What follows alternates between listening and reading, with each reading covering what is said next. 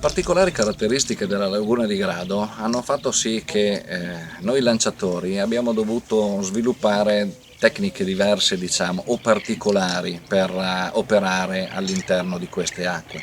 Prendiamo una stick bait galleggiante da 10 cm,7.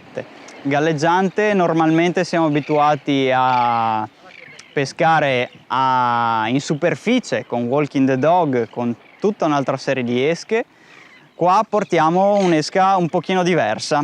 La fortuna di collaborare da diversi anni con la ditta Seaspin ci ha dato modo di utilizzare alcune delle sue esche e in un caso particolare rielaborarle nel modo che volevamo noi. Io e Sabele Fiorotto abbiamo pensato di modificare quella che era un'esca affondante, un lipless, quindi senza paletta e abbastanza pesante, che nuotava comunque ben al di sotto della superficie, trasformarlo in un artificiale galleggiante floating. Che si può cambiare velocità, cambiare modo di recupero, andare a stimolare l'aggressività anche su un inseguimento che è apatico e dove su un popper, un walking the dog, una saponetta che si chiama skipping lure, non abbiamo grosse variazioni di recupero da poter fare se non su una velocità. Su una stick bait abbiamo più possibilità. Con la sostituzione dei pesi anteriori di quest'esca, abbiamo creato uno stick bait galleggiante che ci potesse dare la possibilità di arrivare e pescare in tutte quelle zone di acqua bassa dove stazionano i predatori in attesa delle loro prede, del loro cibo quotidiano.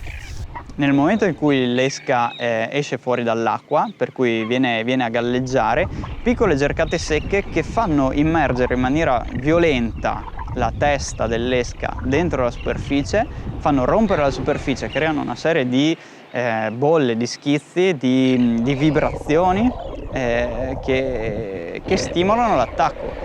La progettazione di questo artificiale ha fatto sì che venisse trasformato da un puro sinking in un artificiale floating, 19 grammi, che ci permette comunque di pescare appena sotto la superficie dell'acqua e andare ad interessare tutte quelle zone di basso fondale dove i nostri amici predatori si nascondono in attesa delle loro prede.